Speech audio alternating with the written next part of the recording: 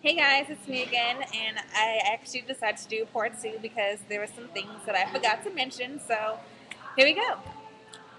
First off, the dancers were they really necessary for the best? I guess whatever it was, adaptation or whatever. I really think hip hop. I love hip hop. I listen to it all the time. But there comes a point in time where hip hop isn't necessary for a lot of things, and last night was one of them. Do we really need to see the poppin' and lock-in for like movies that had no mention of hip hop whatsoever? I just didn't think it was necessary, but I really thought they could have like done acted some of the skits out from it instead of like having this whole America's Best Dance Group take over the Oscars. I really didn't care for it. Meryl Streep. I love Meryl Streep. I actually saw Julie and Julia, which is awesome. Um, but did you see her just Ryan Seacrest on the pre-show on E? And that was just funny. Ryan Seacrest, he does too much anyway, in my opinion. Like he does the E show, he does his radio show, he does the New Year's Eve thing with Dick Clark, and I just think Ryan he needs to just slow down. He's right in the midst of American Idol. This probably might be the final season, so Ryan, you just need to like slow it down and like let somebody else take over.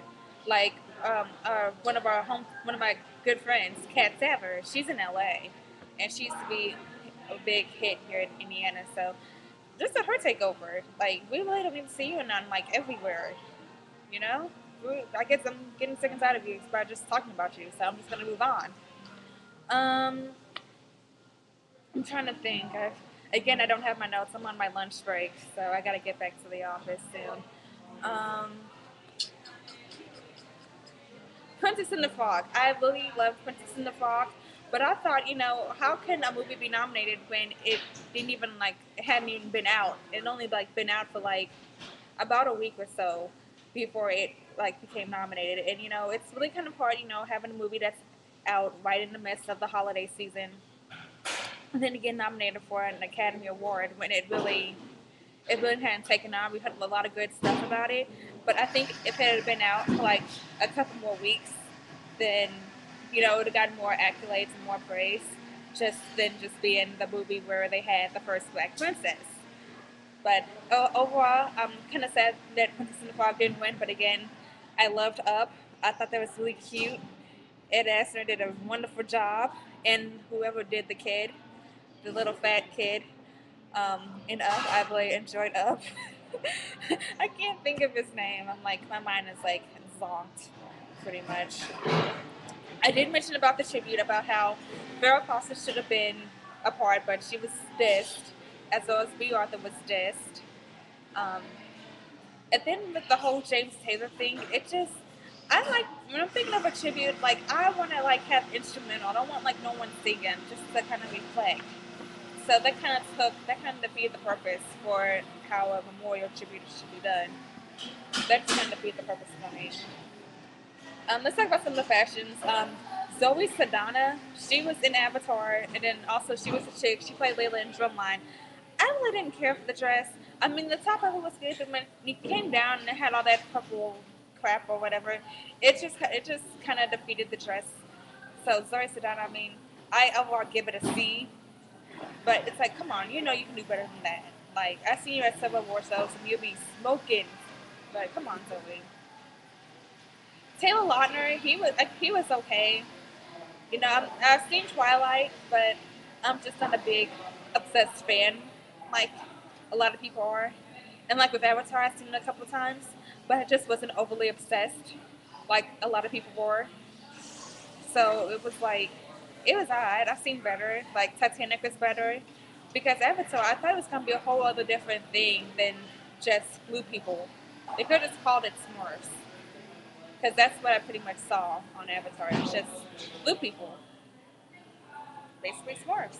Speaking of the Smurfs, I heard the Smurfs are coming out, so that'd be kind of interesting to see how it compared to the Smurfs back in the '80s, which scared the living crap out of me. Just to let you know. Um. Okay. Let's see what else is going on. Let's see what. I mentioned about George Clooney being like a complete just not really getting into it. He just seemed uncomfortable. Like if he seemed uncomfortable, then why was you there?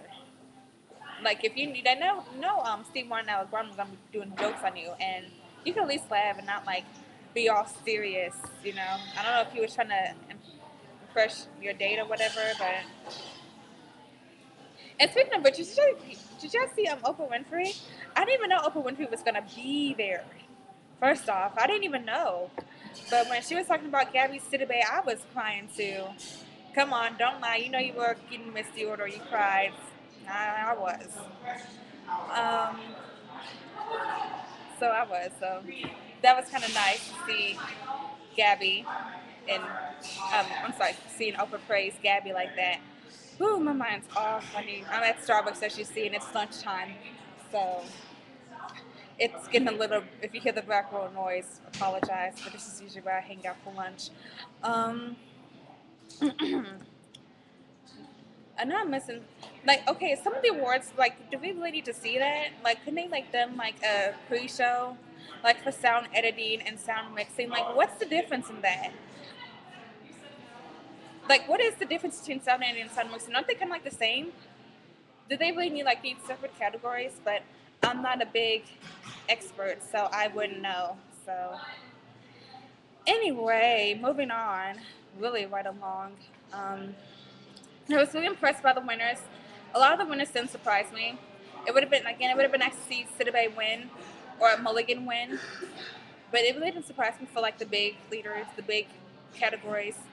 I was definitely surprised that Hurt Locker did win for Best Picture, though. I really thought it would have been either been okay. I'm gonna say it, Avatar, Precious. Um, but then again with Precious, like a lot of people, you know, you have to be at a point where you're like ready to see that because Precious is a movie not everyone can see it. They can't tolerate it. But again, it was so deep. But I really wanted Precious to win.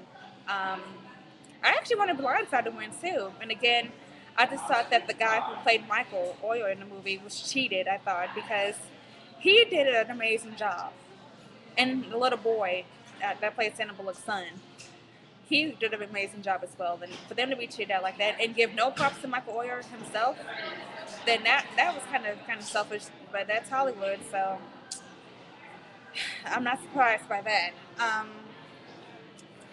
But yeah, check out on E tonight. They're gonna have the Fashion Police. It'll be kind of interesting to see what Joan Rivers, Juliana Rancic, Jay Manny Rowe, and Khloe Kardashian Odom would think about all the fashions because there's a lot of fashions that were like, what? Why are you wearing that? So this is my final Oscar review for 2010. We can't wait till 2011. Go out and support the movies, definitely, and also have a great day wherever you are. It's almost 1 o'clock here, so the day's almost over. Woo! And vacation time for me next week. So have a great weekend. I'll see you next time. Bye, YouTube. Love you.